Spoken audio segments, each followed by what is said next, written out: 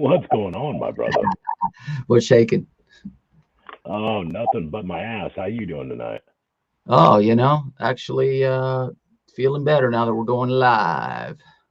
I know, man. We've both been fighting colds this week because the dang hangout or the dang Thanksgiving weekend gets Yeah, me every time. every single year I come back from we go up to Payson into the mountains, and it seems like every year I get a cold or something. And I was thinking this year wasn't going to happen, but sure as shit.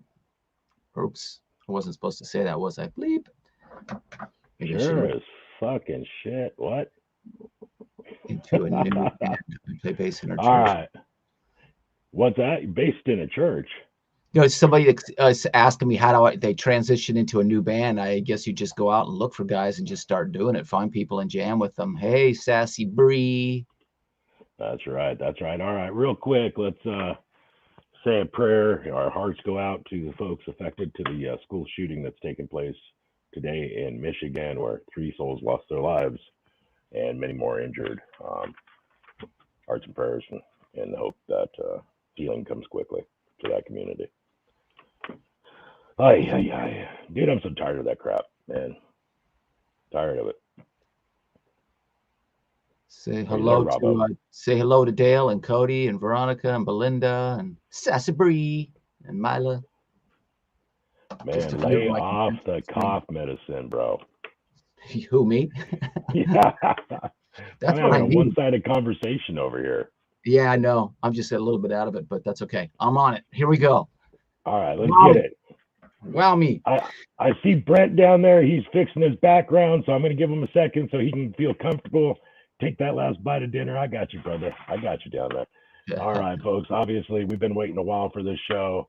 I'm glad we got it rescheduled. Glad we're going to make it happen tonight. And man, this dude's been around, and we got a lot of stories to tell. So let's go ahead and bring him in here right now. Brent, we're coming for you. There he is. What's up, brother? How you doing, buddy? What's happening? How are you? Doing Excellent. well, man. Doing well. Trying to get Robbie on the same page with me for a moment there. Did you see that conjunction? Blah, blah. Yeah, I do not. it's the cough syrup. It's Sure the it is. cough syrup. Boozing it. Little boozer. So how you doing, brother? How's life out there in Nevada? It's great. I've been in 20 bands. I think someone asked how many bands, or they might have been asking one of you guys. Yeah, I saw somebody on there. You've been around the rock royalty as well. I see a poster back there, live Guns&Roses and Faster Pussycat. Yeah, that's when we opened for them in Europe, like on our first records. Cool. That's badass, dude. Must have been pretty nutty for sure. We definitely have to get to some good stories there. Hi, Jennifer. Says he looks good, Blair says. Yeah, they're all saying hi and what's up. So throughout the show, we'll come back to these questions and put them up on screen, and then we'll try to answer as many as we can while we're doing the show, if that's all right with you. Thank you guys for having me. Sorry, last time I missed it. I think I fell asleep and slept through it last time. I think I've done that while we've been here. I'm so sorry. So it's funny. I took a nap. I woke up and I went, oh shit. I realized I missed the interview last time. So I really apologize. All right. Well, we're here now, so it's all good. Thank you for letting me have another chance to come on. Cool. Absolutely. So did you grow up in LA, brother? Did you grow up in the California area? Yeah, I grew up outside of LA, out by Pasadena area. Actually, right out where Van Halen's from, Pasadena, Arcadia area, Monrovia. When I was growing up, I was 8. Van Halen played a backyard party up the street from my house. So yeah, so you got to hear it, but did you sneak over to it? No, I was too young, but I definitely heard it from the house. Wow, that's got to be something else, because the Van Halen, the mighty VH, being right there, right in the midst of all that is pretty sweet. Yeah, pretty cool. But yeah, I grew up in LA, from Hollywood, probably about a 45-minute hour car drive. So I guess LA suburbs. To be specific, my town was called Monrovia. Oh, you're okay, Monrovia, sure. Monrovia, California. And right when I was in my senior year of high school, I was getting rides out to Hollywood to play. Yeah, I just started playing in Faster Pussycat in my senior year of high school. Oh, wow. Wow. Yeah. Wow, no kidding. So did you have any bands before that you played in, or was that your first? In a band, well, right before Faster Pussycat, I was in like a glam, kind of like sleaze glam Hollywood band called Shanghai. Hell yeah. And before that, I was in some punk bands and stuff. When I was in high school, I was kind of a punk rocker. And then towards my like senior year, I kind of I grew up, you know, in the 70s. Like when I grew up, I was into rock and stuff. Of course, all like the 70s classic rock, like Zeppelin and Black Sabbath, Iron Maiden, just all the good early 80s, late 70s rock. Around 78, 79, I got into like all the punk, like in the punk scene. And then so throughout like my junior high school and my first 3 years of high school, I was pretty much a punk rocker. And then my senior year, Hanoi Rocks came out, and they were kind of like a mixture of like punk with all the like cool rock stuff like Stones and Aerosmith. So I got sort of reintroduced to like Stones and Aerosmith. So when we put Faster Pussycat together, we were kind of a mixture of like LA punk meets like Aerosmith and Stones, kind of all put together. So how did that happen? Who did you meet? How did that connection start? Trying to think. Well, I moved to Vegas now, but back then I was coming up to Vegas. My older brother had a punk band called D-Cry, a LA punk band. And when I was in high school, I would come up with, they were older. They were like just graduated. They were like probably 19, 20, just graduated high school. And they were coming up to Vegas to play.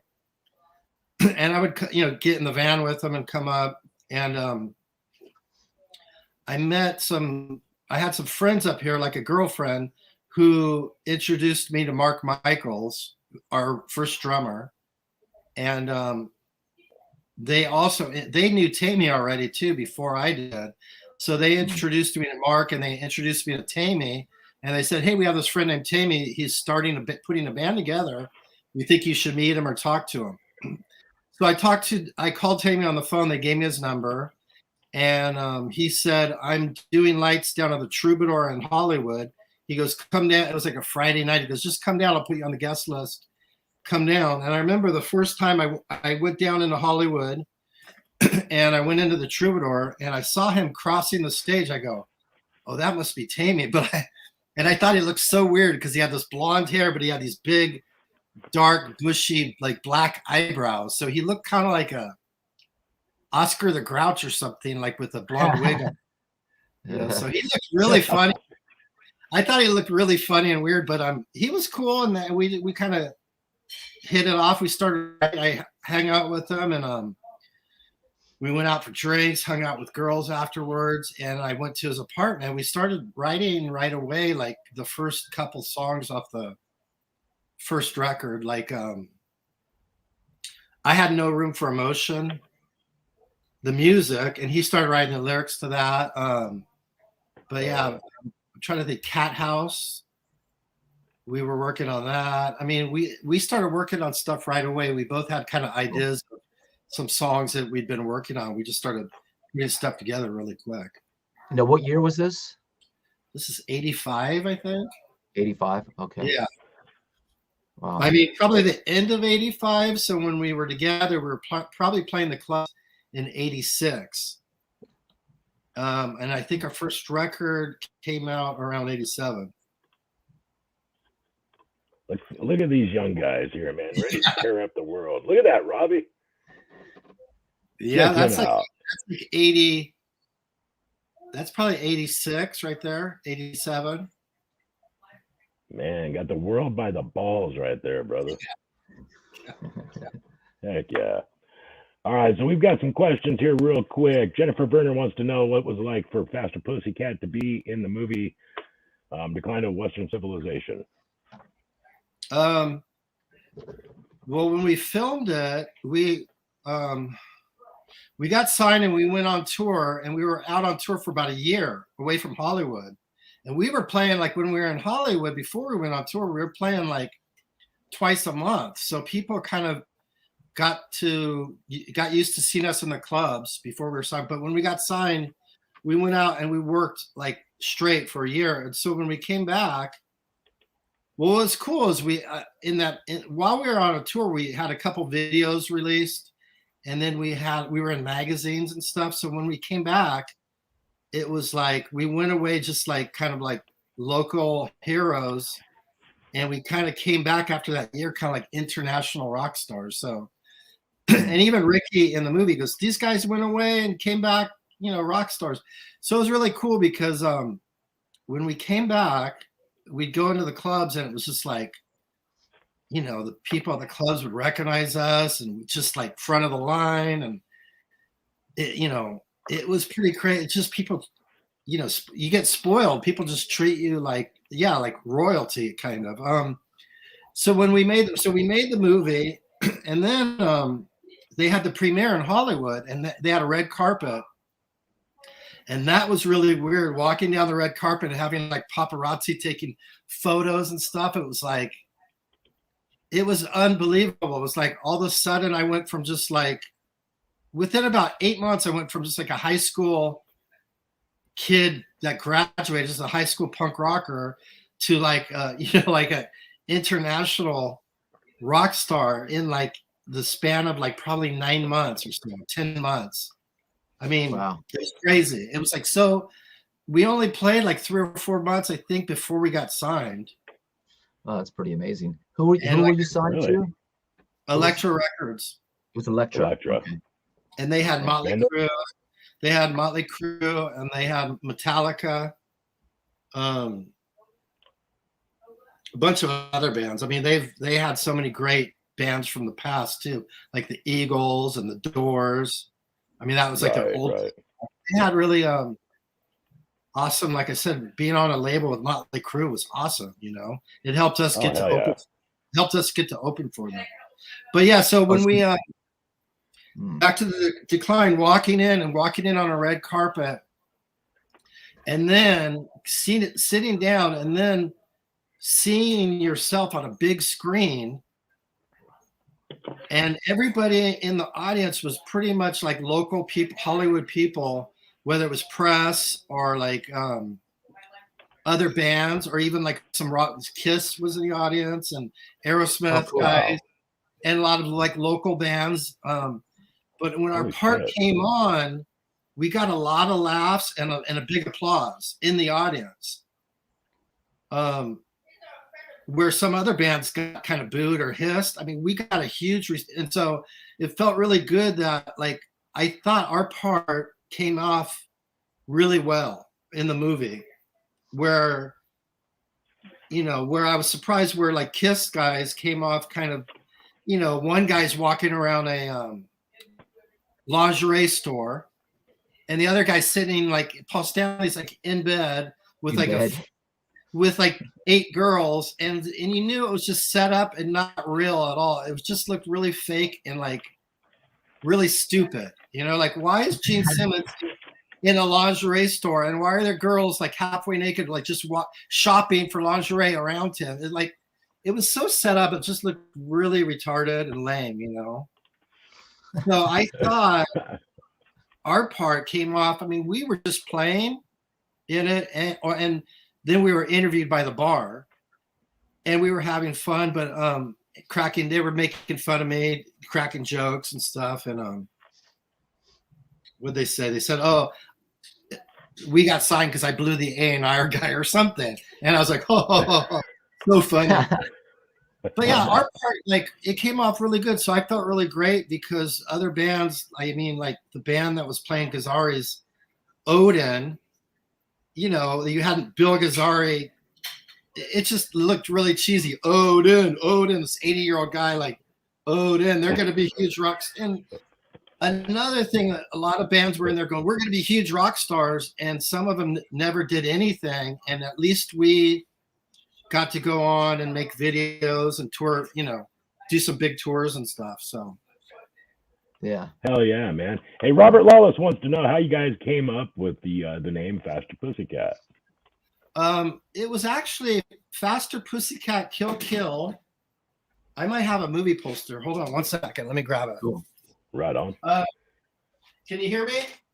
Yes. Yeah, we can hear you. Faster Pussycat Kill Kill was a Russ Meyer movie from like the 60s. Oh, yeah. Yep. Really? Yep. Violence in Women, Faster Pussycat. We were a fan of Russ Meyer. So yeah, this was like a Russ Meyer. Wow. So if you look at our first video, we got Russ Meyer to direct it. Oh, and wow. we had some like characters like this, like in our video, like I forget what they were doing, but like I think it was "Don't Change That Song." So they were like trying to mess with the jukebox or something. That's badass. But yeah, we came up. So Faster Pussycat Kill Kill was a movie, and Russ Meyer, the director, kind of gave us his blessing to use the name, and that's how we came up with the name. That's cool. That's not what I would have expected. That's really cool, man. What'd you say, Faster Drake? I can go as fast as we need to. So, all right. So we had some other questions in here real quick. Robbie, apparently you guys shared a drummer at one point, according to Veronica. Let me find that here. Really? Yeah, I guess a drummer that played. Oh, come on. Where to go?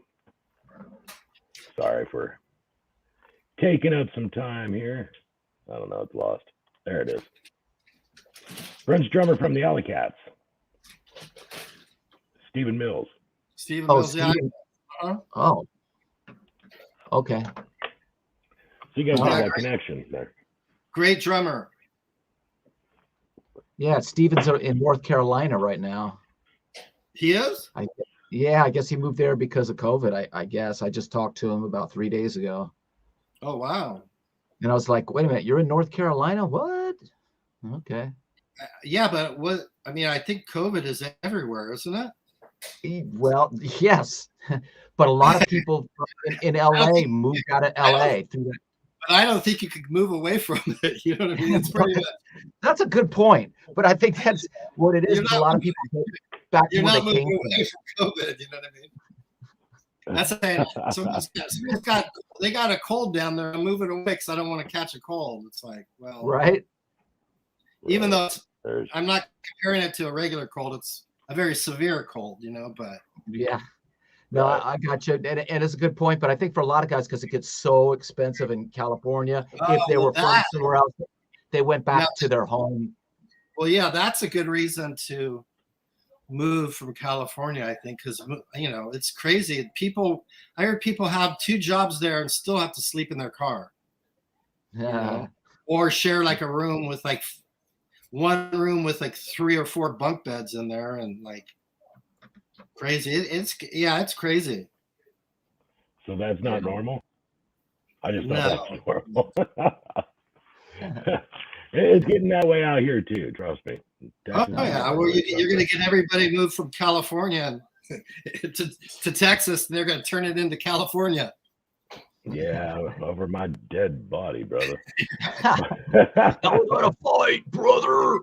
We're going to fight, brother. We own a lot of guns here in Texas. That's right.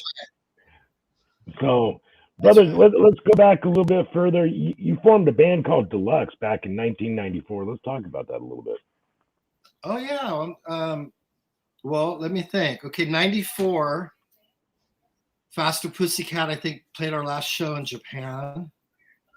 And then we kind of broke up. Not really officially. We just kind of stopped playing together. And we all went on to do our own different things. And I met a guy actually who lives out here, a producer named Ron Mancuso, who's got a studio out here.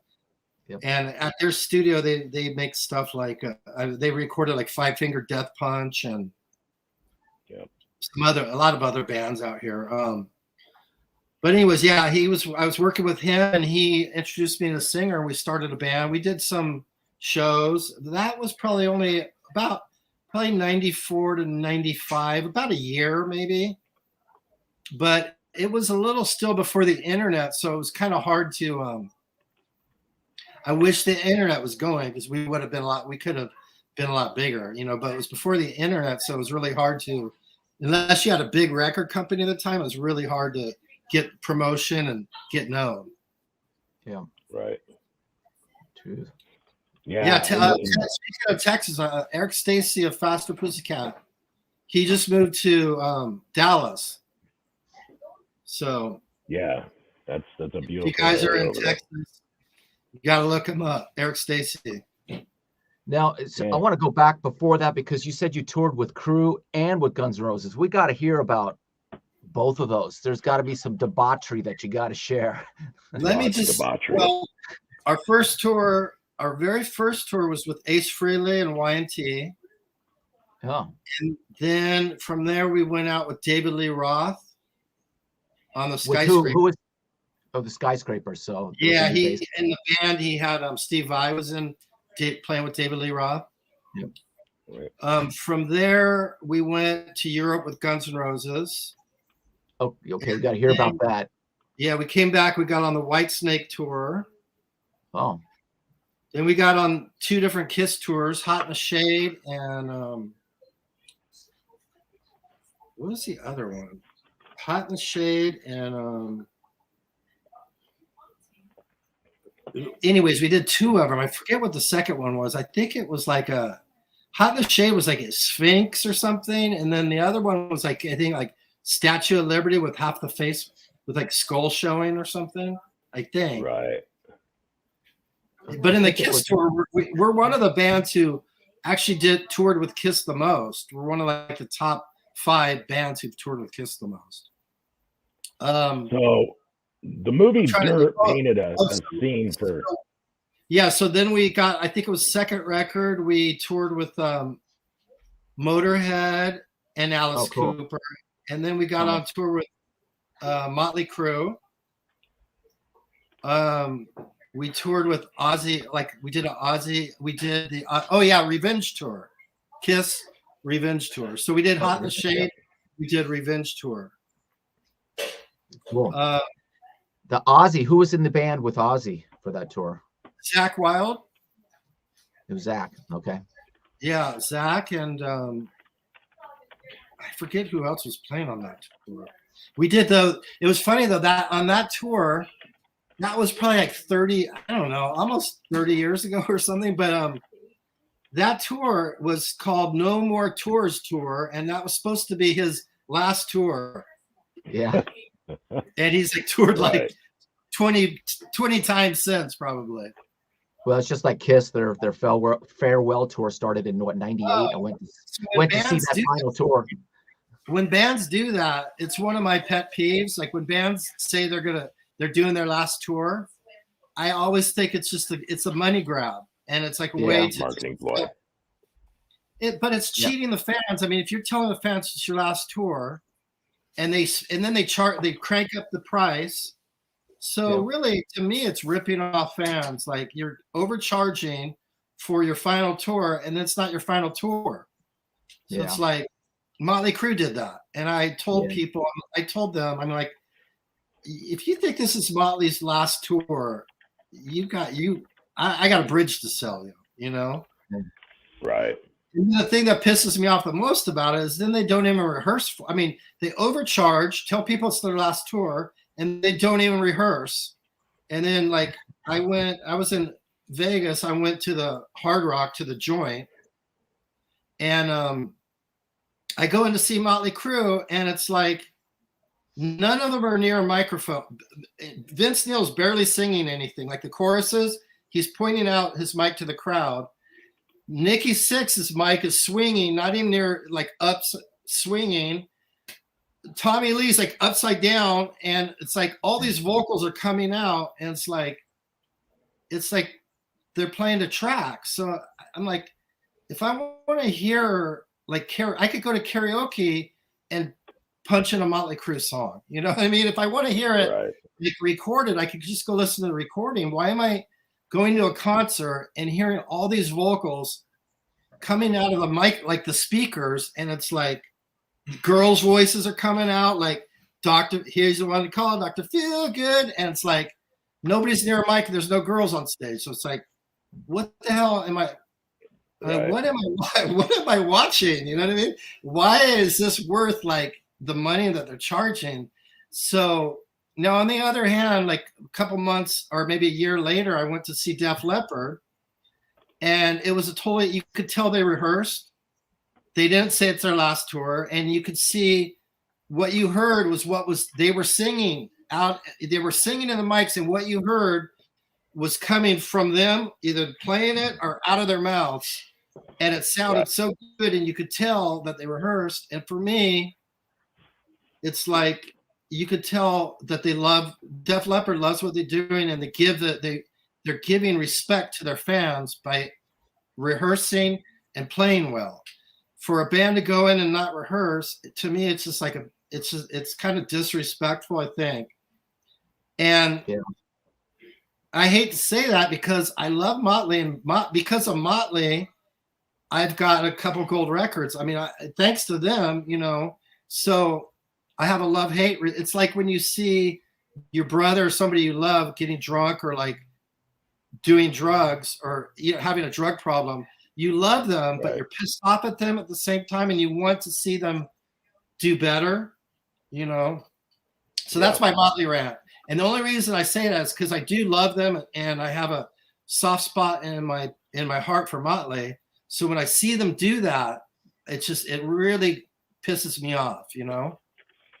I completely agree with that. What kind of stories you got from the Motley Crue tour? The Motley when we went out with Motley, they had just got clean, so they were all like coming backstage. Like Tommy would come back and go, all they were doing is drinking coffee. So they're all wired on coffee, and they'd come back and they'd go, "Oh, we're so bored. We don't know what to do because, you know, we just got off drugs. We don't know what to do because we're not on drugs." And they're like, "What are you guys doing?" We're like, "Not much. We're drinking coffee too. We're not really drinkers or, you know, the thing about Faster, we weren't big into drugs, you know." So the Motley, you know, Tommy was with Heather Locklear at the time. I don't know what drama. Not much drama, really. I mean, like I said, they were all pretty much clean and sober, you know, when we toured with them. How was it dealing with Axl on GNR's tour? Axl, well, when I was growing up, before I was signed, actually before they were signed, Faster, Pussycat, and Guns&Roses were playing the clubs in Hollywood, and I'd go to parties in Hollywood, and I would see Axl there, you know, and I was at the girl I think her name was Barbie, and that song Rocket Queen was about her. We were at her house. She was having a party, and Axl was there, and Axl's like, "Oh, I want to like pierce my ear. I got these pierces, but I need to pierce my ear up here." And I was like a punk. Like I said, I was a punk rocker, so I was so used to like shaving my friend's head or piercing their ears with a safety pin. And I did the old like Ice Cube with the potato behind the ear, but I pierced Axl Rose's ear at a party. He was signing. And Axl, well, Guns&Roses, their band was together probably 10 months before, maybe a year before we were, but we actually got signed the same. They were together longer playing the clubs, but we got signed around the same time. And our first records came out actually on the same day. Oh, wow. That was in 86, right? The first record? I think so. Late 86 or early 87. But Axl, let me think what I remember. Faster Pussycat's very first show was at a place. It's called the Viper Room now, but it was called the Central. Oh. And when it was the Central, we played there. It was our first show, and Axl was in the front row doing his like snake dance, you know. in front. He was digging it, dancing to our music. And Axl, Guns N' Roses at the time had a manager named Vicky Hamilton. And Axl was the one who told Vicky, like, this band's really good. You should talk to these guys. And so we were managed. We had the same manager, Vicky Hamilton, Guns N' Roses and us. Nice. Guns N' Roses got signed, and then Poison was signed. Guns N' Roses got signed. So everybody started wanting like a Hollywood band. So Vicky started having like different labels come to our shows. And but yeah, I've got a lot of fond memories. You know, I've heard nightmare stories about Axl, but all my personal stories with him, he was always nice to me. Like I said, he was at our first show. Another thing, when we toured with him, I didn't see him that much or hang out, but we got off tour. We made our second record, and we had finished the record, and we hadn't even released the record yet, but we had like advanced copies of our second record, Wake Me When It's Over. And I remember me and Tammy were going to a club on Sunset called English Acid. We were walking up to the club, and I saw Axl. And Axl came up to us, and he goes, "Hey, you guys," because they're on Geffen, and Geffen Electro were part of Warner Brothers Music. They were kind of the head company. You know, they shared the head company. Warner Brothers Music had Electro, and I think Atlantic and Geffen. So he got an advanced copy of our second record. He came up and he goes, "Hey, I just want to let you know, I heard your guys' second record." He goes, "It's awesome. I love it." Cool. And that was a big deal because they were already like, we were maybe heading towards gold, but they were already like, we were like a Cessna going up, and they were like a jet airplane or rocket ship, you know? So they were like platinum. I mean, probably multi-platinum at the time. So yeah, Axl, you know, came up. He goes, "I love your record. I love House of." He goes, "I heard House of Pain. It's great." So that was good. Yeah, I always had really fond memories of Axl. That's cool. Very cool. Nice, brother. I got to tell you a real funny story, real quick. Sure. Go for it. A few years back, I was playing a club in here in Las Vegas, and I was playing with a singer named Zach Throne, and he was really good friends with. I think his name's Tom Zutat from Geffen. Tom Zutat, yeah, the Midas Touch. The guy, I think he signed Guns N' Roses. So he did. I think so. Whitesnake and Tesla and all kinds of bands. Yeah. So Zach goes, "Oh, Tom Zutat's here." I go, "Oh, that's cool. Tell him I said hi." And so Zach goes up to Tom and he says something like, "Yeah, that's Brent Muscat from Pussycat over there." And he goes, "Oh my God." He goes, "When Izzy quit, we were looking for Brent to join Guns N' Roses." Oh, wow. And so Zach came up to me. He goes, "Do you know that they were looking for you to when Izzy first quit, they were trying to find you." Back then, we didn't really have cell phones. We didn't have the internet. Yeah. But they were trying to find you to get it, to be to take Izzy's place in Guns N' Roses. And I was playing at the top of the Mandalay Bay, like on the top floor that night. We were playing a club up there. I swear to God, I wanted to jump off the Mandalay. I heard that. I was like, "Damn it, really? Oh my God." You know what I mean? I wanted to jump off the Mandalay.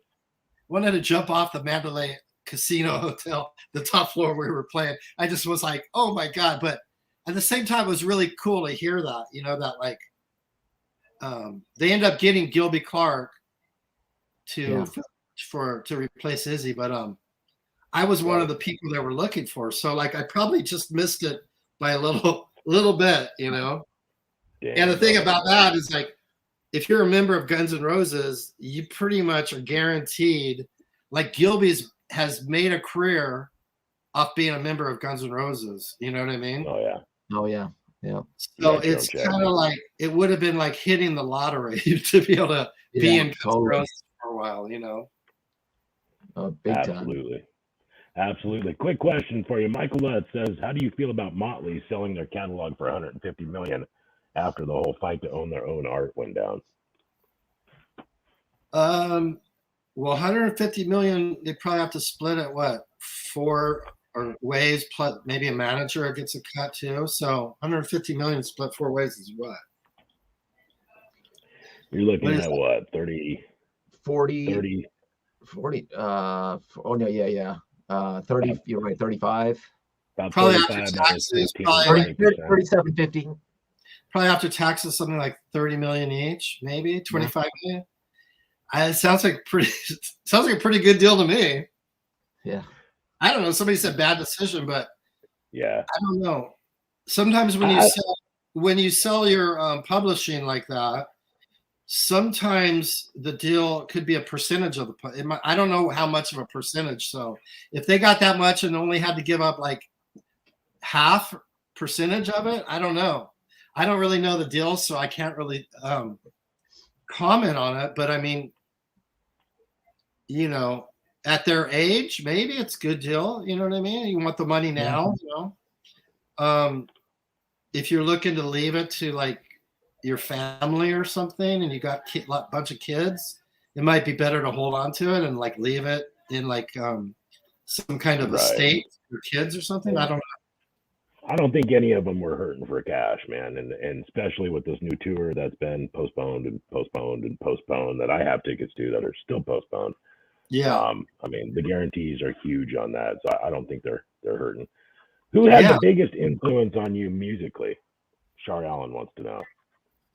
Ooh, gosh. Well, I was talking to you guys earlier. I said I grew up with like Zeppelin and AC/DC. But around 78, I got into like all the LA punk, like Bad Religion, Black Flag, Circle Jerks, Social Distortion. That stuff, punk had a big influence on me because that's where I first learned to play like with punk because it's easy. It gives you somewhere to start. I couldn't just start with a Zeppelin song, but I could start with like 3 chords, bar chords, like a Ramones song. I mean, that's a good place for a guitar player to start. So started with punk. But after that, probably like when I got into faster, probably Aerosmith, Stones, Hanoi Rocks was a huge influence. Sly and the Family Stone for like funky stuff. Like if you listen to like Pulling Weeds or I'm trying to think, Pulling Weeds off the second album or Little Dove probably would have been like Sly and the Family Stones because they're funky. Right. But even a band like Guns&Roses, I mean, our second record was so much better because of Guns&Roses' first record. I mean, that set our first records came out and our record was cool, but Guns&Roses record they spent a lot more money. They spent a lot more time working on it. But that really set the bar of like, oh shit, we got to compete against that record. So that was a big influence. Appetite for Destruction was a big influence too. Hell yeah, brother! It pushes you artistically if your peers. Yeah, definitely. So if you listen to the second record, you can hear our songwriting, our playing, everything got better. You know. Right. Cool. They want to know, what was your first concert, brother? Well, Beatlemania maybe with my mom when I was like a kid. I don't know if you consider that a concert, but right. But either Beatlemania or probably like Black Flag and like I remember one of I'm trying to think. Black Flag at like Whiskey A Go Go maybe. I don't know. I was going out when I was in like junior high. I was going down with my older brother into LA going to punk shows and stuff. Does your brother still play? Yeah, he plays in a band called Junkyard. Oh, he's a Junkyard. Yeah, he's the bass player for Junkyard. No kidding. Okay. Todd Muscat. Okay, I didn't know that. That's cool. Pull up a picture of Junkyard. I'll show. All right, I'll bring one up. Now, while he's hunting for that, what about the touring with Whitesnake? Anything good there? And it doesn't have to be salacious. It's just maybe a cool story.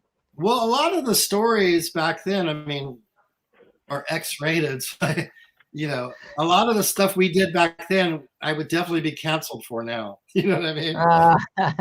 So much stuff we did back then, you can't get away with it now. You know what I mean? It's like, but it was a different time. I mean, it was like groupies were like, come to the show and want you. You know what I mean? It was like they you know, they come there to hook up with the rock bands. You know, but Whitesnake.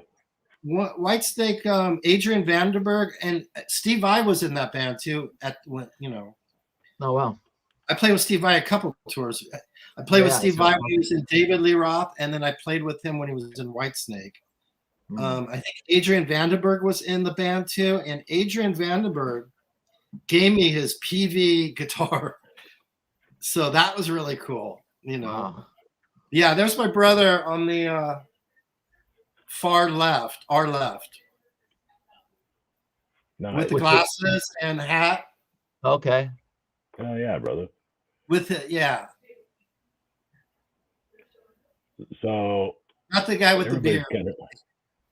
That's cool. Badass, dude. That's Todd Muscat. Got a lot of people saying Junkyard is great. They're great. They're good. Oh yeah. Drake, what is your favorite rock song off the top of your head? Off the top of my head, I'd have to go with the Immigrant Song or Your Fucking yeah, Immigrant. I play the Immigrant. Now my band I have in Vegas, we play the Immigrant Song. That's a kick-ass song. Yeah, oh yeah. Amen, brother. Amen. All right, so Adrian Vandenberg is still amazing, Michael Lusk said. What is Adrian doing now, do you know? I don't have any idea, really. But he was real cool, real nice. Whitesnake. I'll give you a funny. So we get on Whitesnake tour, you know, it's like our first day on the tour. And we were all nervous because a lot of different bands, they have their own rules. You can't do this. You can't go there. You can't, you know what I mean? Stay on this side of backstage, or you can't drink in front of this person, you know. All these headliners got these crazy rules, you know. Oh, you can't look at their girls. You know what I mean? Like, Poison was like that. Oh, you can't talk to anybody who's got a pink Brent Michaels Poison backstage pass. You can't even look at them. It's like what? Or be within 8 feet of Brett. There's 100 girls with a backstage Brent Michaels pass. He's gonna be with all 100 of them. Can he spare like 2? Can he spare 5 of the 100? Oh, anyway, just orders for tonight, brother. So Whitesnake, we're on the Whitesnake tour. And we fly up to I think we start off up in Canada, British Columbia, up by what's up on that side? Not Toronto, but on the other side, Vancouver area. So we get on the tour and we fly up there and we're on the tour and we're expecting to David Coverdale to come out and say hi or whatever. So we get out, we get in backstage, and Tawny Katane comes up, walks up. Hello, boys. I'd like to personally welcome you on the tour. What the fuck is it? What the fuck is going on? It's like, why is it? This is like Whitesnake. It's not like Tawny Katane's band. Why is David Coverdale not welcoming? Why is she welcoming on the tour? And it's just she was so full of herself. It's like we were laughing back in the bus. We were like, oh my God, Tawny Katane's welcoming us on the tour.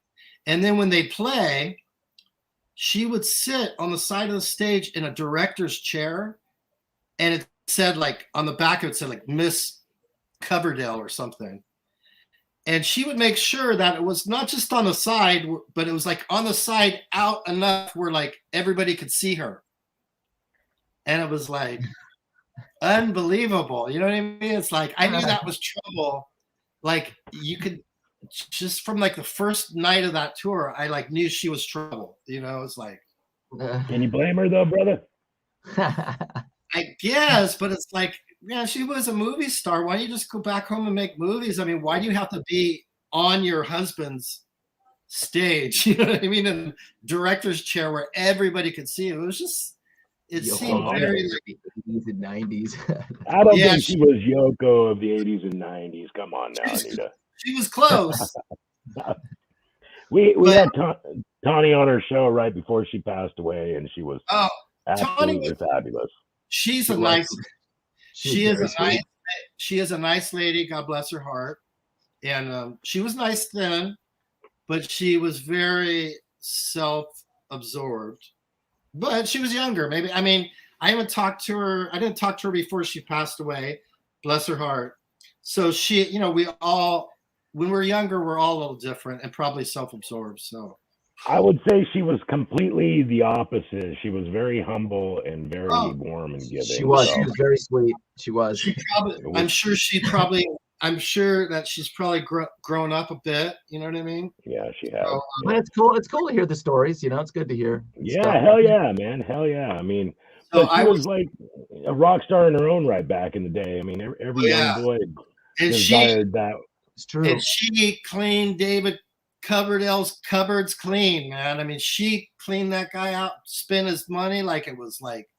I got a funny story about that too. So I was living above on Clark Street, like above the Whiskey A Go Go with my girlfriend. My girlfriend's sister worked at La Mondrian Hotel, which is right next door to like the Viper Room area right there. And my girlfriend's sister came home and she's like, "Oh, David covered it." She goes, "I was down there waiting on somebody and it was David Coverdale and he was crying, literally crying." And I go, "Why was he crying?" She's like, he was crying because Tawny Katane, he came home and she was sleeping like O.J. Simpson or something in bed, something crazy, like cheating on him. And she had broke up with him. And not only did like she break up with him, but like I said, he was like his credit cards were all like run up really high. But yeah. Ouch. So Wow.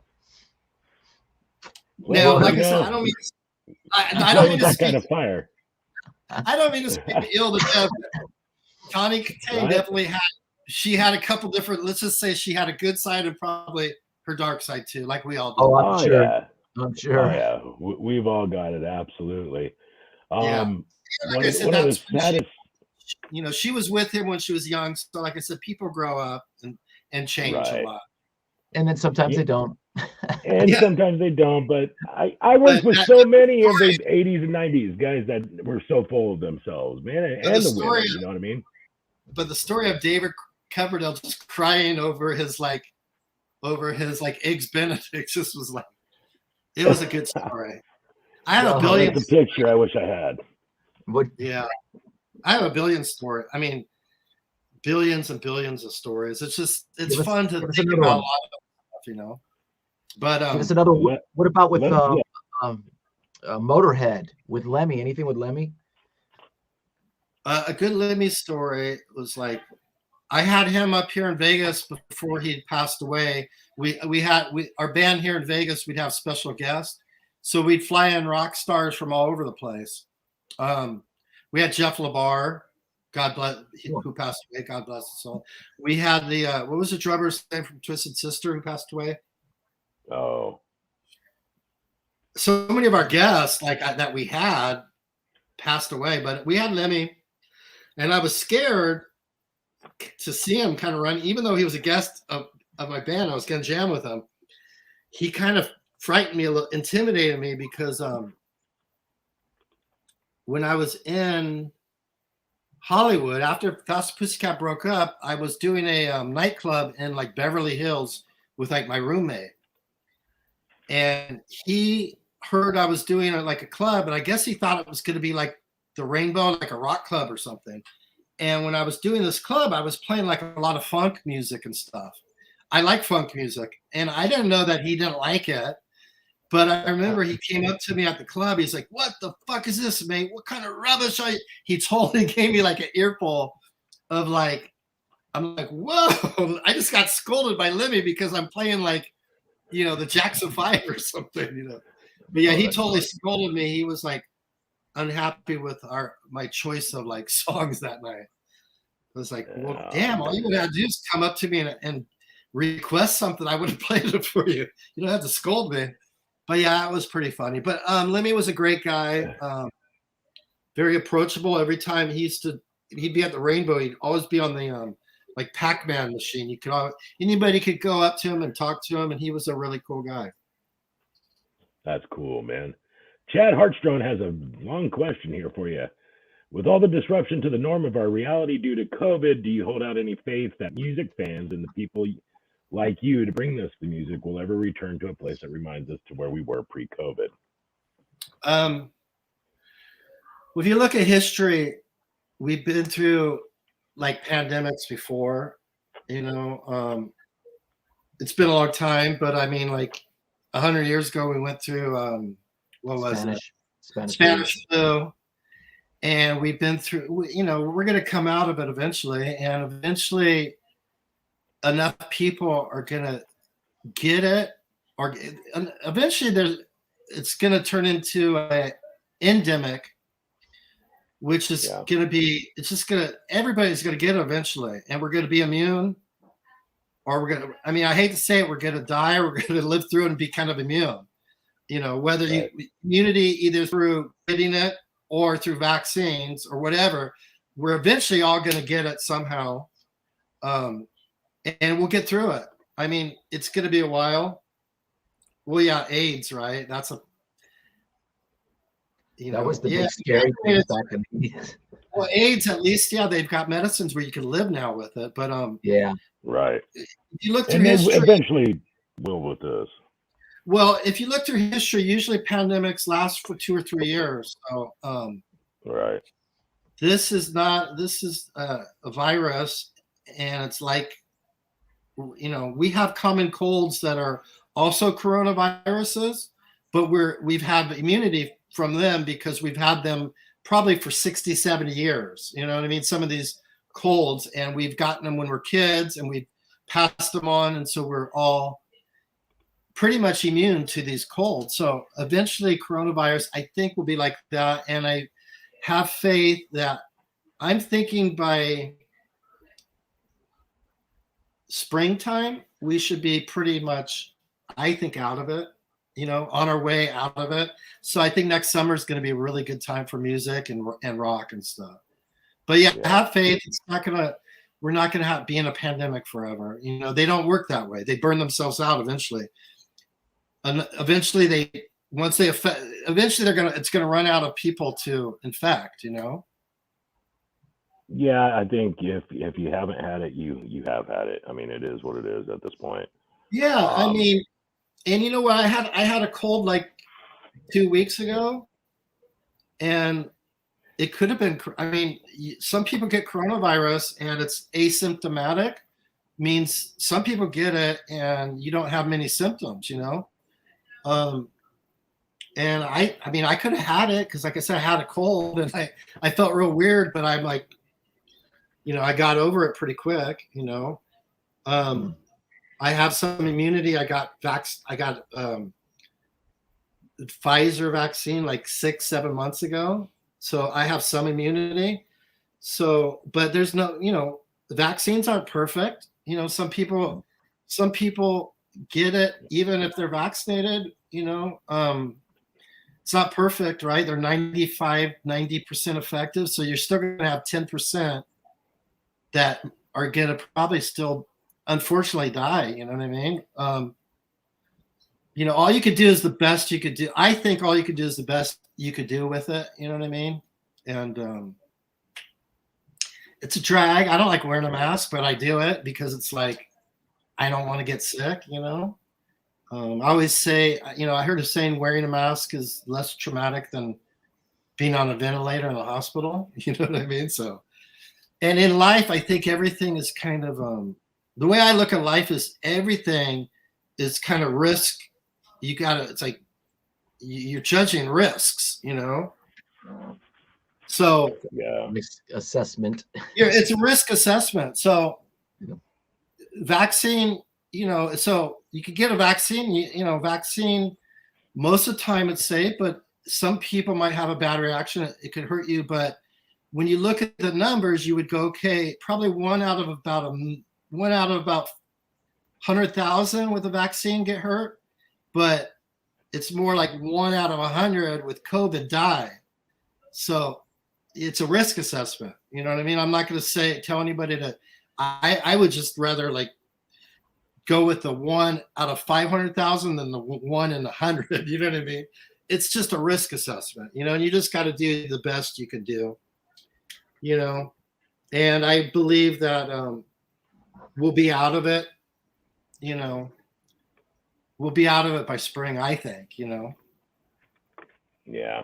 I don't know. I work in the media, man, and it's my job to look at these numbers and look at the actual numbers of vaccination versus non-vaccinated and hospitalization rates and death rates and all those things. And it's probably not a soapbox I really want to get up on, but the numbers are a lot more skewed than what you think they are. Oh, probably. You know, probably. Right. We live in a hot box here in San Angelo, Texas, and 47% of your hospitalizations are fully vaccinated. So honestly, I think there's a lot of work that needs to be done there. I know people, including myself, who have taken on heart issues after having a vaccine. So, I mean, you choose for what's for you. You know, when I go into a big box store, I put on a mask because I feel like it's the best way for me to be. Yeah. Do I think it's keeping me safe? No, I don't. If you look at the things that we have to wear. You're dealing with kind of numbers. There's no 100% on anything. You know, it's kind of like, you know, it's. You got to put on a big ass mask with filters and all these charcoal filters to spray paint, but yet we think that one of the deadliest viruses known to mankind is being stopped by a piece of paper. Yeah, I mean it's common sense says otherwise. It might help a little bit. I mean, if somebody who has COVID, it might stop some of their shit coming out far. You know, I mean, sprinkler system. If it stops that helps a little bit. I mean, well, if they got COVID and they cough, at least they're not coughing 6 feet doing it everywhere. They're keeping it 2 feet in, so or they're keeping it a little bit in, so it helps a little. I think it's whatever makes you comfortable. Yeah, that's right. I think it's got to be a thing where both people are wearing it. It can't just be like, you know, or you see these people like, I love the people where they wear a mask like this. It's like dude, the fucking and then COVID, they take it down to talk. Or the chin guard. The fucking virus, it loves the nose, man.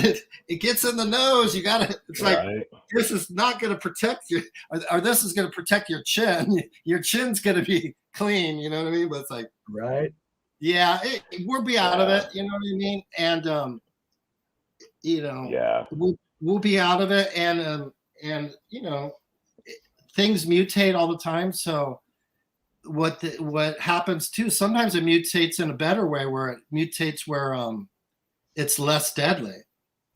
So that could be a good thing too. So mutation is not always a bad thing. Sometimes it mutates where it's less deadly and less contagious. So hopefully that happens, you know. You know, there was something, and I'm going to say it now because it's been brought up on the mutations in the deals here.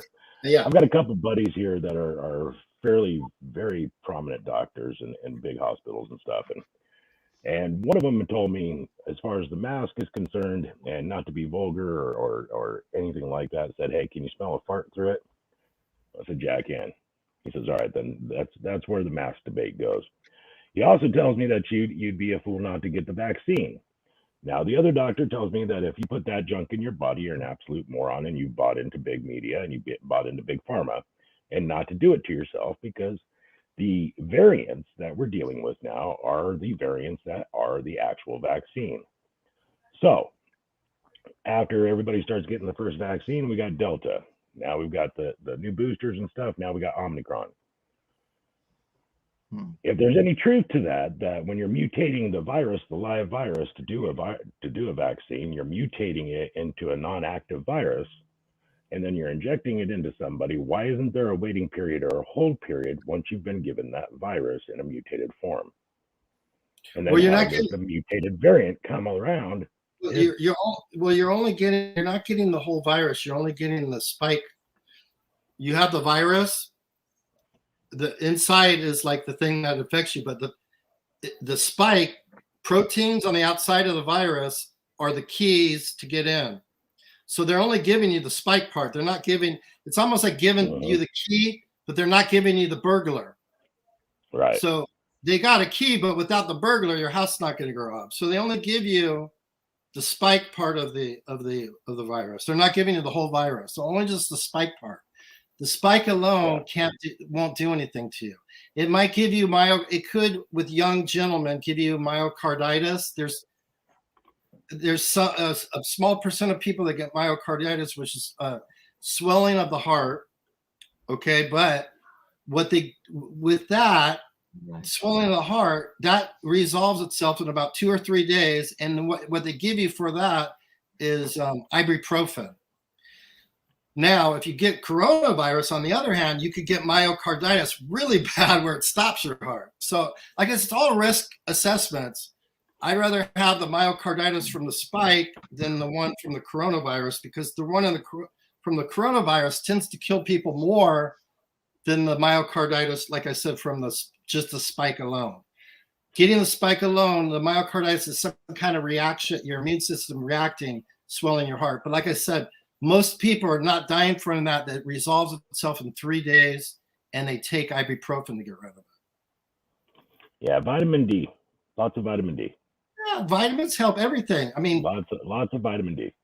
You know, being lowering your blood pressure, losing weight, being healthy, just all that stuff is like your chances of surviving is much better. You know what I mean? I think as a people, we should be able to do what we feel is best for us and what we feel comfortable with. And it should not be a mandate. So if we get back to music, because we can go on and on and on and on. But it's a good question, because the whole pandemic affected the whole music industry. So it was a good question. But yeah, I do think the pandemic will end like all pandemics do. And I think it will be like next summer is going to be awesome time. I think we're going to be really, we're going to be good, you know? I think so too. And we're already doing concerts and big festivals and big things in Texas, and it seems to be going very well. I went to the Rolling Stones concert out here, and it was packed, and every billion people were there, and hardly anybody was wearing a mask. So I mean, it's like, you know, to me, it was like, wow, it was huge. It was at Allegiant Stadium out here, and it was just packed. And like I said, I think I wore a mask in, but it was like at some point I'm like, nobody's wearing a mask. I felt stupid wearing a mask, because at one point it was like, what am I doing? You know? And you're right. If nobody's wearing a mask and you're in a room with 100 people, no, a mask ain't going to help. You know what I mean? Especially if nobody else is wearing one. It's like, you know what I mean? So my buddy plays in a small band here in Texas. I shouldn't say small. They're a state line band. And they were just playing in Austin this past weekend, or the weekend before, 2 weekends ago. And he's like, dude, we had all these people up at the stage, and everybody's going nuts, and everybody's loving the music, and then everybody split. He's like, we're playing to a dead crowd. I mean, there's nobody out there. Yeah. Apparently, Mick Jagger came into the Broken Spoke where they were playing and sat down at the bar and started drinking a beer. And of course, everybody ran to Mick Jagger. But I was like, dude, you should have got on the microphone and said, hey, come play some Honky Tonk Woman with us over the mic, because then he would have been forced to do it. You know what I mean?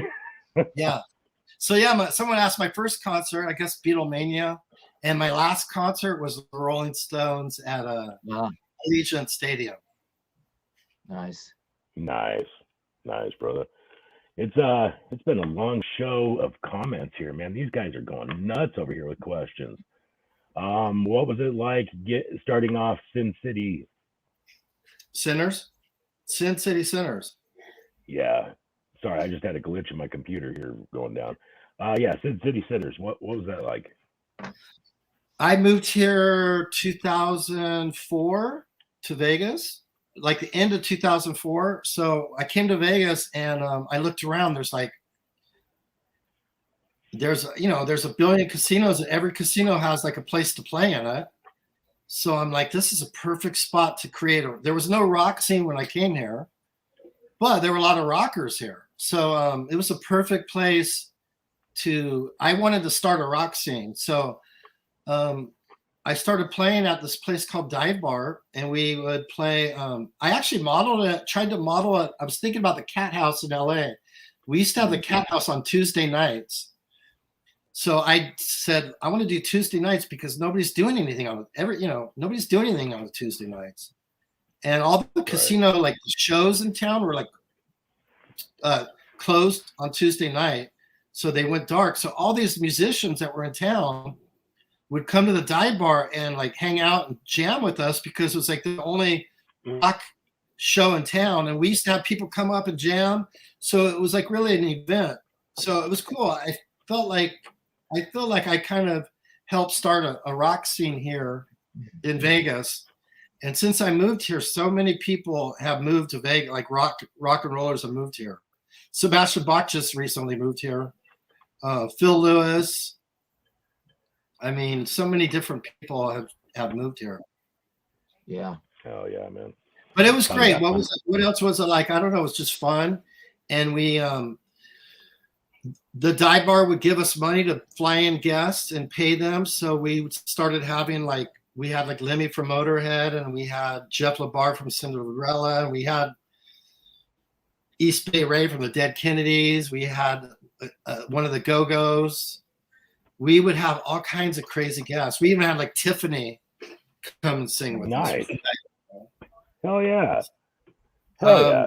Dude, how did you get into a book called Sex Tips from a Rock Star? Oh, gosh. Well, the guy who wrote the book, what's the guy's name that wrote the book on there? Paul Miles, right? Paul, yeah. Paul Miles. He was writing the book. He contacted me and he said, Brent, would you like to can I interview you? I'm like, about what? He goes, just tell me about what sex was like and what you did when you were in the band and, and so I'm like, sure. Who doesn't like to talk about sex? You know what I mean? Right. So he interviewed me, and then I kind of forgot that I did the interview. I just did like a phone interview, and once I get talking, I just babble on, But and then it came out. I was like, whoa, because people go, oh, some people got it and would read it or send me a copy, and it was kind of a little bit embarrassing. Like once it came out a little bit, I'm like, oh shit, you know what I mean? But yeah, the guy just contacted me. That has to be a little embarrassing down the road, giving up giving up your best tips. I mean, come on, man. Do you have any good hazing stories? Like last day of the tour where somebody hazed you guys? Oh, I got a good one. So in the history of Kiss, no band's ever played practical joke. They didn't like that whole end of tour practical joke thing. So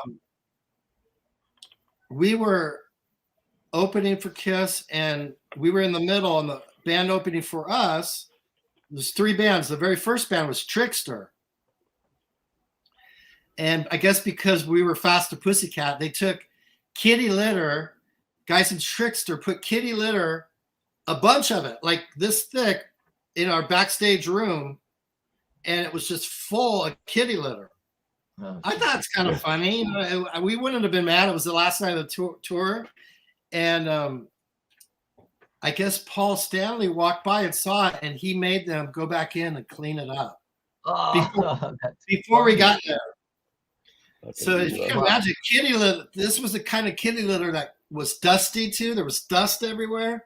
Yeah. He made those guys go back in and clean it up. And it was like, wow, So that night,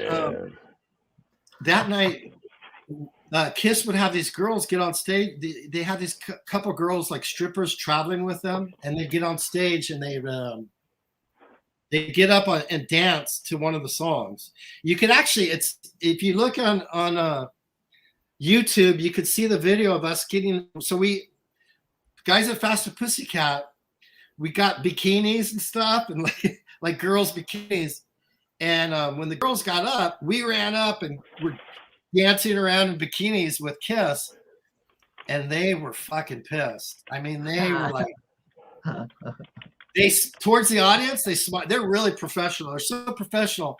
Towards the audience, they smiled, but when they turned around, like facing like their crew, there was like the smell of, get these fucking guys off the. Paul Stanley goes, I don't care what you have to fucking do. I don't care if you have to break their legs. Get these fucking guys off the stage. He told the crew guy later told us that. He goes, yeah, Paul was pissed. He goes, I don't care what you have to do. I don't care if you have to break their leg. Get them off the fucking stage. And so their crew guys were coming out trying to grab us, and we were like running around, like running away from them. We were like little mice.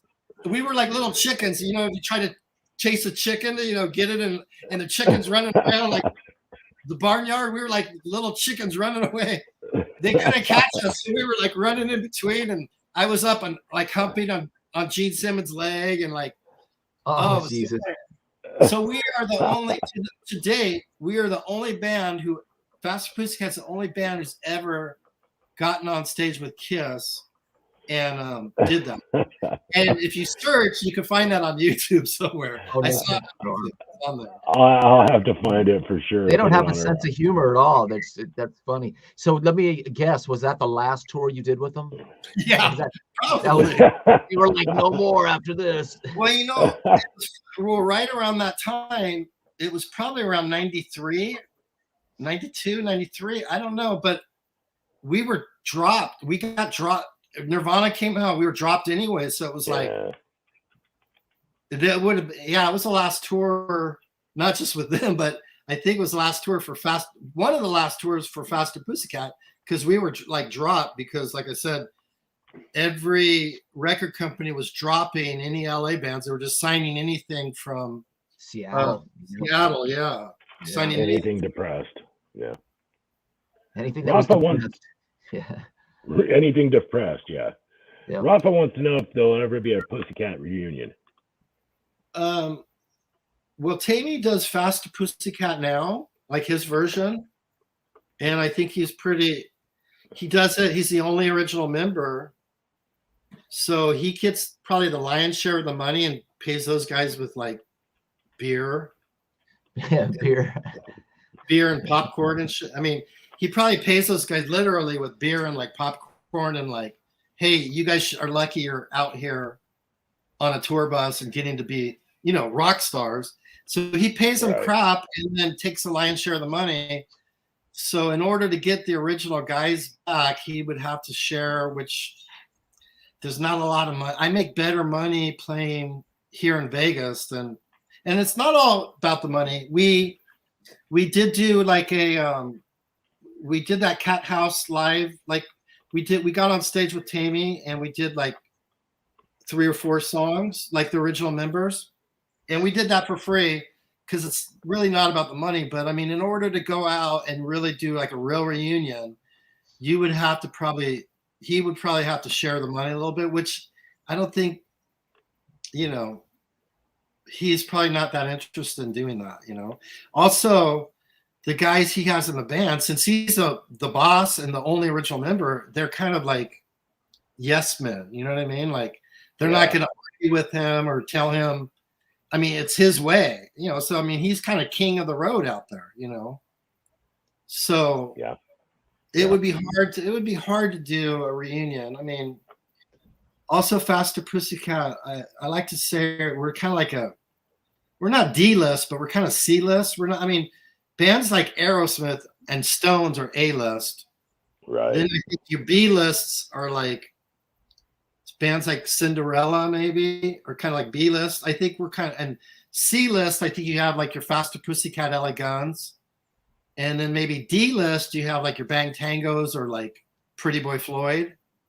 Right. So I like to say we're kind of like C-list. So it's kind of when you're a C-list band, if we were A-listers, like Guns&Roses or Stones, there's a ton of money there. And there's a really big incentive to like get all the original guys back, you know? Yeah. When you're dealing with like a C-list band, you're not talking like $1 million a show. You're talking a couple thousand a show, maybe 1,000 a show. And then out of that 1,000, you got to pay a road crew and pay for the bus. You might be after that, you're left with maybe 600, I don't know, 600. I don't know. And then you got to like 600, you know, and Tammy's going to keep probably like 400 of it a show. I don't know. I mean, keep the lion's share and then maybe give the other guys $500 a week. I mean, it's pretty bad. I mean, even if you look at these bands like Ellie Guns, you see the turnover rate. They've had like 1 billion members because these guys, Tracy and Phil keep all the money and you're out there for pennies, and guys eventually get sick of it. I think, you go out there and I'm being used up and I'm throwing my life away to make Phil Lewis and Tracy Guns richer. You know what I mean? And I'm out there. I don't get to play on the record. I'm the drummer and I don't get to play on the record, and I'm getting $30 a show. It's like they get tired and they tell those guys eventually to go F themselves, Right. So it's definitely a problem. When was that show you guys did at the Cat House Live? How recent was that? It was a few years back. Okay. I don't know. I'm trying to think, probably like 4 years back or something. Okay, it's not that long ago. Not too, and it was cool. Tammy did it. The only thing that was lame, I thought, was all the new members. I thought like they're out there all the time with him. It's like they should have I thought they should have got off stage, because having like 10 guys on stage is kind of dumb. Oh yeah. And it sounds dumb. I thought it would have been classy if those guys would have said, "Hey, you original members, go up for 3 songs. Let us have our little spot in the limelight just for like 3 songs." But of course, the new members are out there going, "Woo, yeah," and it's like, it was, that was the only part that, I mean, other than that, it was really cool to have, the original members up there doing it. Right. Hell yeah, brother. Man, we've covered a lot of ground, dude. Yeah. Speaking of Ellie Guns, I was in Ellie Guns for a few years. I was one of those members. Right. Oh wow. But that happened to me. I mean, part of the reason, at one point I think I had to tell them to go F themselves, because it was like, they want you to do all the stuff, tour, but they want to pay you pennies, Yeah. There's 2 LA Guns. There's Phil, I got to tell you, Sin City Sinners, we were the band that brought Phil and Tracy back together. They did their first show together with the Sin City Sinners here in Vegas. So I helped facilitate that reunion. It's cool. Is there more than one version of that band? It wasn't Ricky Rock in it too? Well, no. Steve Riley and Kelly Nichols are original members of LA Guns. No, I mean Sin City. Sin City. Is there another version of that too? Wasn't Ricky Rocket have his version or something like that? Or not that I know of. We had a bunch of different members we had a bunch of different members in Sin City Sinners. So there was a few different lineup. There was many different like incarnations of it. I see. Maybe that's what it was. Was Ricky Rocket part of that? We might have had him as a guest. Oh, okay. I'm trying to think. Blas Elias was in the band for a while. Yeah, I love Blas. Oz Fox from Striper was in the band. Nice. Jimmy Crespo, who was a member of Aerosmith, was in the band for a while. Says Ricky. Ricky's band is called Devil City Angels. Oh, okay. Close. Kind of close name. That's why. That's what threw me. I think Sin City Sinners came before Devil City Angels, though. I think. I could be wrong. Sin City Sinners started 2007.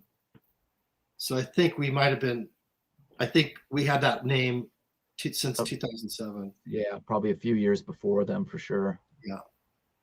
Interesting. Yeah, I played with LA Guns for a few years. I played with Steve Riley, Tracy Guns, and Phil Lewis. So I got to play with like a lot of the original members. Oh, that's cool.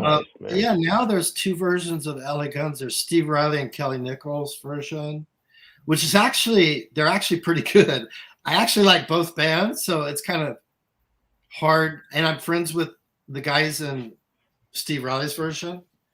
So I kind of like actually both bands, which is kind of tough. But I think Ellie Guns has the world's record of, if you go on Wikipedia and look how many members have been in Ellie Guns. I think they hold the world's record of members.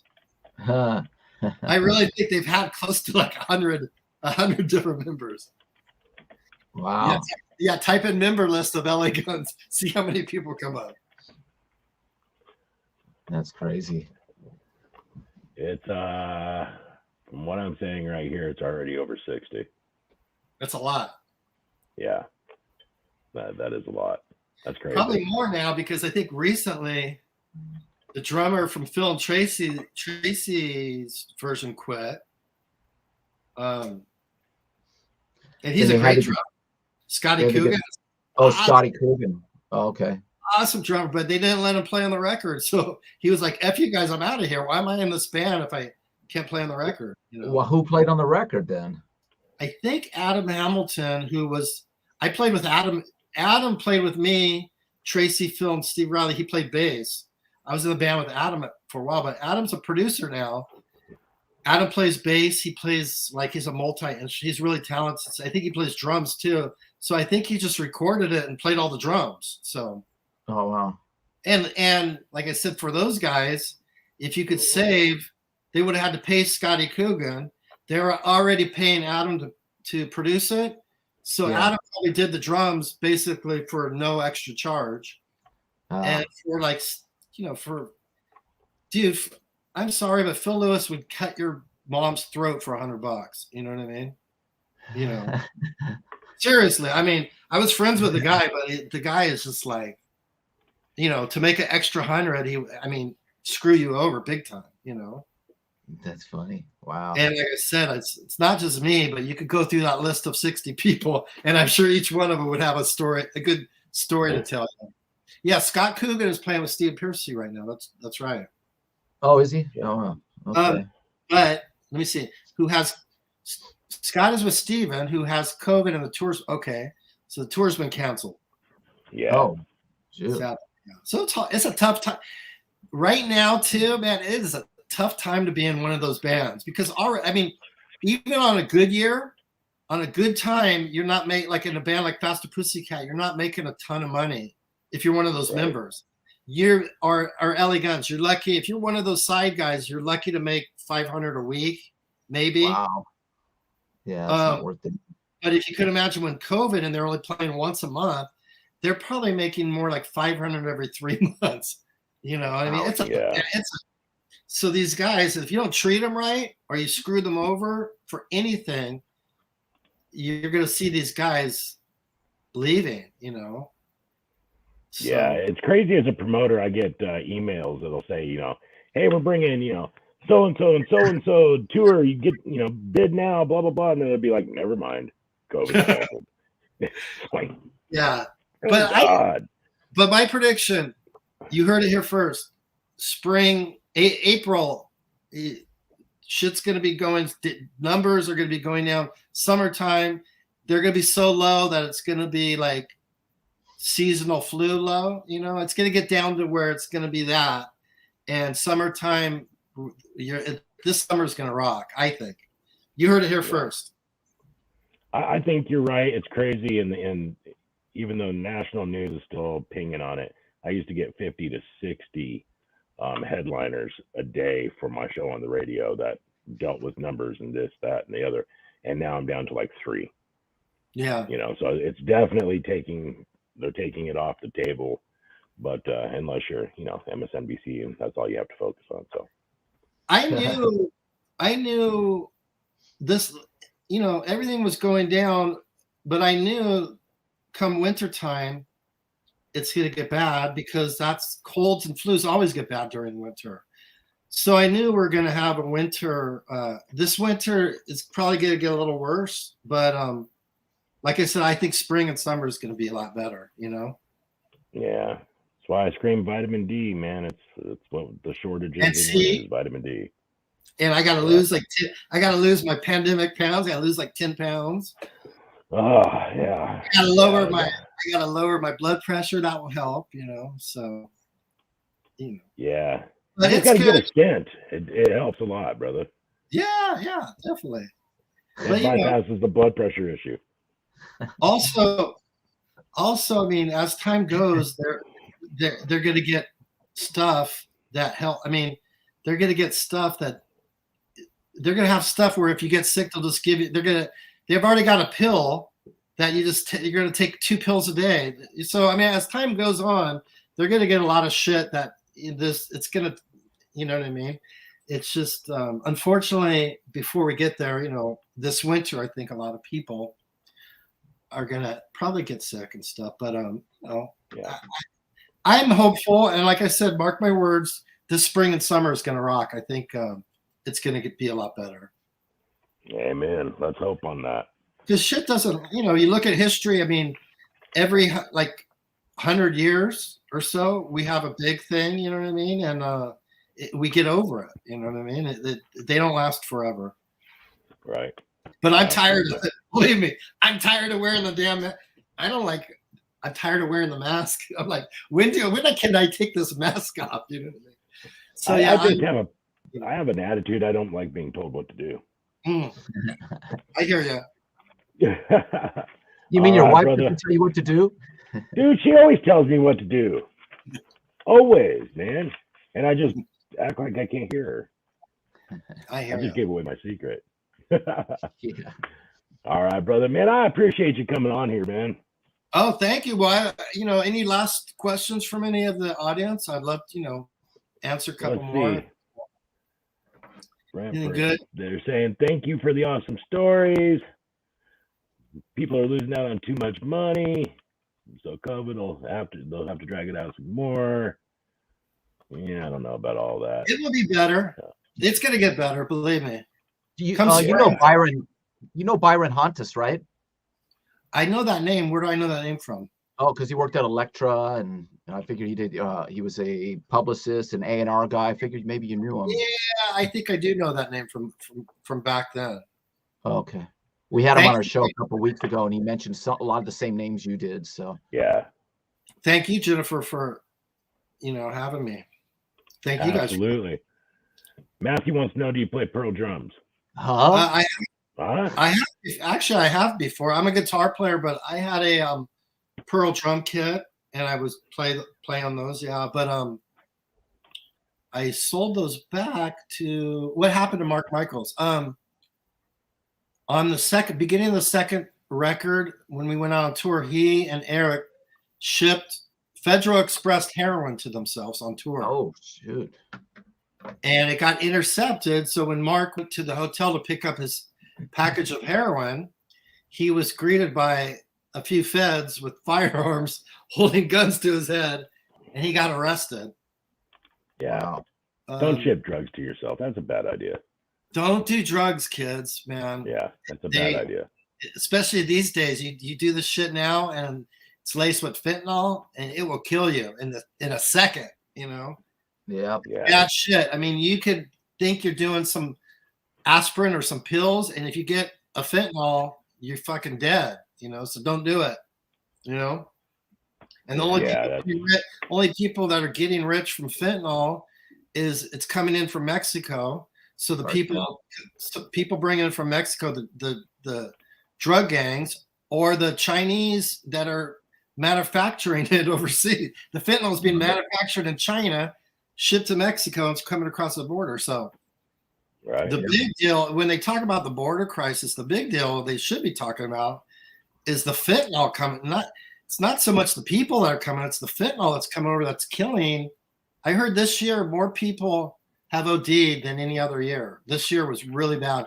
And it's mostly fentanyl, Yep. It's super dangerous. Extremely dangerous. Extremely dangerous, Yeah, I've heard you could just touch this stuff and it can kill you or something. That bad. Oh, I touched it. Yeah, I mean, when they find it, they have to wear like a mask, and they have to wear gloves, because if you just touch that shit, it can absorb through your skin. So don't do drugs. But Mark got busted shipping heroin, and that night when we got to the next town, we had found out he was in jail. So we called his parents to bail him out or deal with it. And we had a show to play. We were in Omaha, Nebraska, and the band Danger Danger was opening up for us. And we got their drummer. We said, "You got to just play drums." He goes, "I don't know your songs." I go, "Just play." So that night in Omaha, because we were up for the Motley Crue tour. So our manager called us. He goes, "You guys can't cancel. You guys are up for the Motley." He goes, "I can't tell them you missed any shows. We got to like make this look good." And because I'm dealing with Elektra Records and the management. And he goes, "You guys are clean." It was Mark. Our manager said Mark was the only one doing heroin. He kind of covered Eric's ass. Right. But that night we played a club, Omaha, Nebraska. The drummer for Danger Danger played drums. And we were just jumping around, hanging from rafters, doing anything we could to kind of distract the crowd. Like that the drummer didn't really know the song. So we were just jumping around going crazy. And fans loved it. They just saw us jumping around having a good time. They didn't really care about the song. How long was he in jail for? Probably a few days. I think we contacted his parents bailed him out, brought him back. And we told Mark, he went back to LA, and we flew our manager flew Frankie Bonelli out from another, bless his heart, another one another rock star we lost recently, Frankie Bonelli. Yeah. But he flew Frankie out. He said, "Frankie, go down to Tower Records and buy their Faster Pussycat first record and second record on cassette tape back then. You had a little Walkman, He got on the plane, was listening to the songs. We flew Frankie out, and Frankie was out within we played one night. I think Frankie was flew in the next day. And we talked to Mark, and we told Mark, "Get your shit together, check into rehab. You could get in the band when we come. We're going to finish this tour.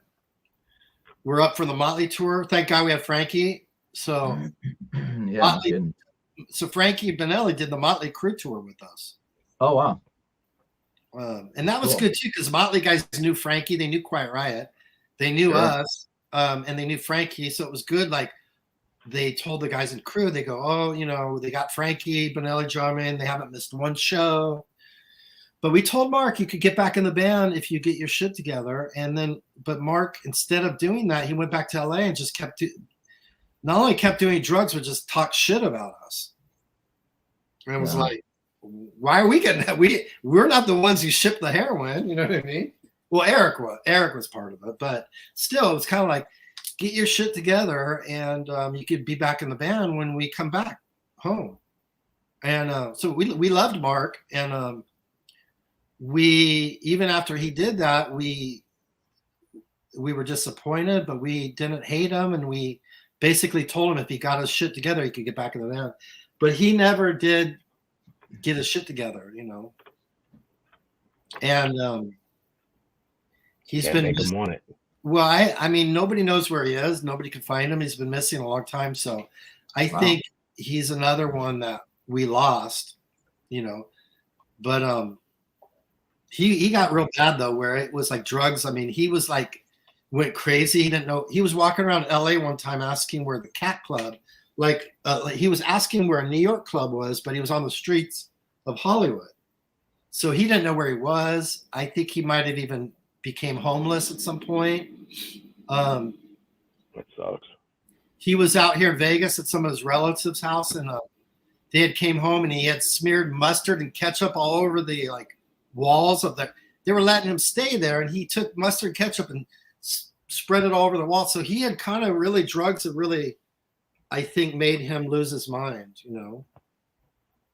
Or he might have been losing his mind, and he might have been self-medicating to feel better too. I don't know. You know what I mean? A lot of people that are mentally ill do drugs to feel better. But it's very unfortunate because he was a very talented drummer, very nice guy. But yeah, nobody could find him. So I really think he's probably gone, Yeah, more than likely. Yeah, especially nowadays. I mean, he wouldn't allow. I mean, if you're doing heroin, Yeah, you're walking a fine line.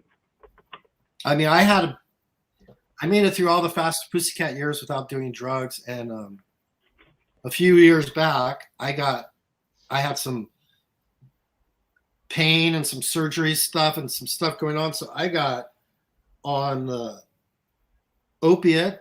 I got an opiate pill addiction, and I've been clean and sober now for like 3 years. I haven't touched even a drink. But I always think, I think to myself, thank God I got off those when I did, because like I've been off 3 years, but like after about a year after I got off of like opiate pills, all that fentanyl shit came out. So if I'd be doing that. You know, I know for me, I would do anything to feel better when I was feeling sick, because I was addicted. If I would have found, I mean, they keep finding fake like pain pills that are actually fentanyl. So I thank God that I got clean and sober when I did, because like I said, that shit now that's out I'd be dead. I would definitely, if I didn't get clean and sober 3 years ago, I'd be done. Damn. That's good. So don't do drugs, kids. No, it's not good. Not. You know, they're bad. They're going to end up. I mean, drugs eventually they're only going to lead to like death, like homelessness, jail, or being institutionalized. I mean, any one of those is not a good outcome. And it's going to lead there eventually. You know what I mean? And I did it for a while. I mean, I got away with doing pills and shit for like probably, I don't know, 4 or 5 years. But I was heading to a really dark place. I mean, I would have been dead, or they're going to eventually kill you, or you know, put you in jail. I mean, you get to a point where I would have robbed. I mean, at one point, I would have robbed a bank. You know what I mean? You know, probably. I mean, I was getting to that point where it's like, if I would have needed the money, you know, I could have been that guy. Oh my God, where is he now? Isn't that bank robber in Vegas or that casino? Right. That's Brent Muscat, casino robber. So no. Right. Yeah. So I've got clean and sober 3 years ago. So it's good. Good, man. That's awesome, my brother. Much better way of life, you know. Stay that way. Right on. Absolutely. Robbie? Yeah. This has been a blast. Yeah, it's good. A lot of good stories. It was actually a raw interview. I liked it, man. Thank you guys for having me again, because I felt really bad last time missing it. You know what I mean? And I don't like being the flaky rock star who flakes out. So I'm glad you guys gave me a second chance. Yeah, don't do drugs, man. It's not worth it. You know. Right. Mr. Mackey says drugs are bad, okay? Marijuana is bad. Yeah. Here's the thing that's real quick with the drug thing. Here's the thing that's crazy about it is that I made it through all those like rock star touring years without doing drugs. I was clean, basically. That's wild. I had a beer here or there, a drink, but I mean, I tried drugs when I was a kid, like in high school and stuff, but it never became a habit. And it was only recently in my later life, in my, what do you call it, midlife, that I got prescribed something.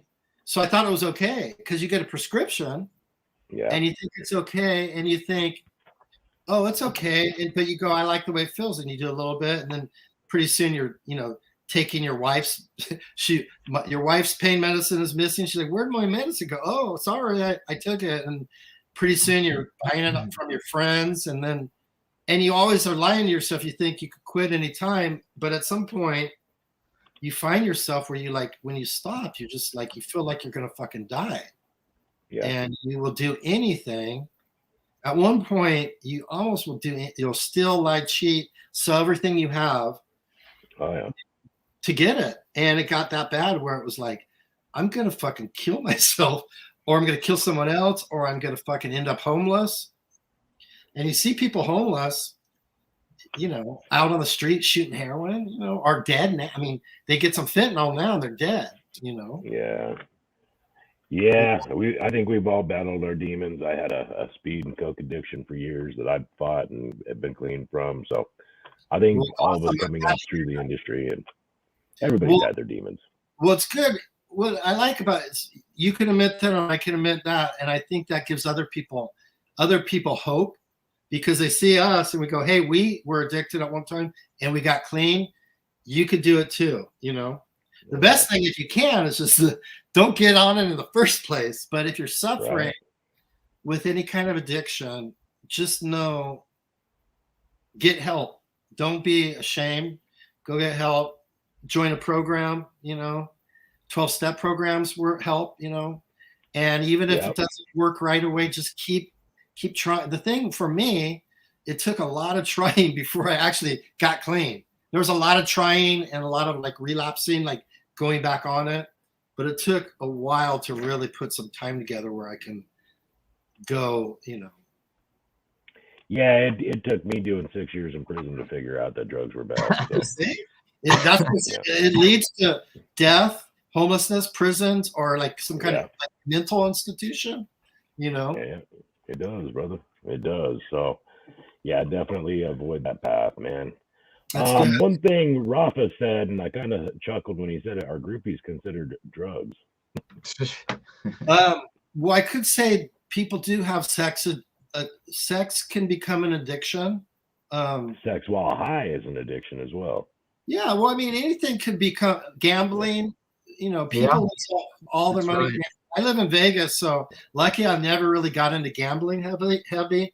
But anything that pumps those endorphins, anything that gets you excited, makes your endorphins go in your chemicals in your brain. Sex is another way. It can be. So if you're having sex all the time, or if you're masturbating like 10 times a day, and it's getting in the way of things, rookie. Anything that gets in the way. I mean, but groupies were not an addiction for me. They were something that happened when you're on tour, and maybe not every night, but maybe every other night, something like that, Right. Hell yeah, man. I mean, everything can be an addiction if you did. And everything, anything could cause harm.